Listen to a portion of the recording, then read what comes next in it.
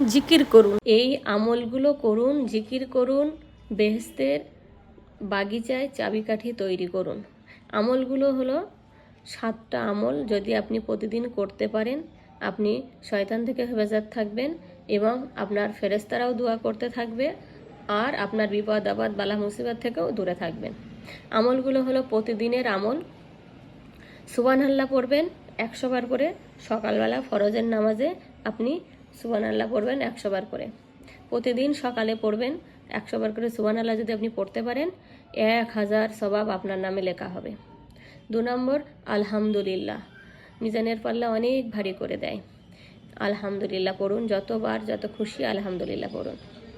3 নম্বর লা ইলাহা ইল্লাল্লাহু, লা ইলাহা ইল্লাল্লাহু, লা ইলাহা ইল্লাল্লাহু, সর্ব উত্তম জিকির লা ইলাহা ইল্লাল্লাহু। 4 নম্বর হলো আল্লাহু আকবার। আল্লাহু আকবার 100 বার করে সকালবেলা পড়ুন, মিজানের পাল্লাকে অনেক ভারী করে দেবে। 5 নম্বর জিকির হলো সুবহানাল্লাহি ওয়া বিহামদিহি, সুবহানাল্লাহিল আযীম। 5 নম্বর জিকির সুবহানাল্লাহি ওয়া বিহামদিহি, সুবহানাল্লাহিল আযীম, সুবহানাল্লাহি ওয়া বিহামদিহি, সুবহানাল্লাহিল আযীম। প্রতিদিন 100 বার করে পাঠ করলে সমুদ্রের ফেনা পরিমাণ যদি আপনার সগীরা গুনাহ থাকে, তাহলে আপনার মাফ হয়ে যাবে। সুবহানাল্লাহি ওয়া বিহামদিহি, সুবহানাল্লাহিল আযীম। সমুদ্রের ফেনা তুললো যদি আপনার সগীরা গুনাহ থাকে, তাহলে মাফ হয়ে যাবে।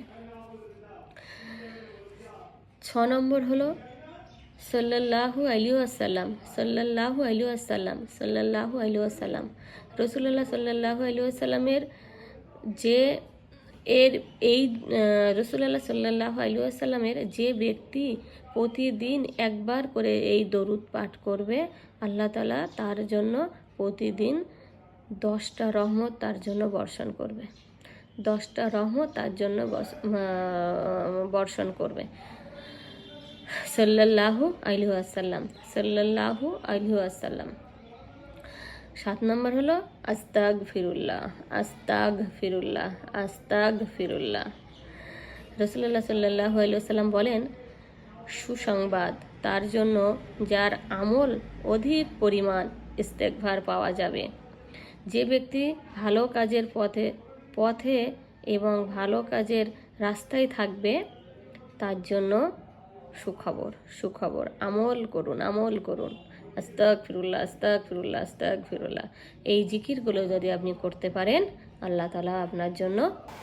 জিকিরের তসবিহগুলো ভিডিওর শেষে দেওয়া আছে, দেখে নেন এবং মুখস্থ করুন। তসবিহগুলো এই পড়ুন এবং জিকির করুন।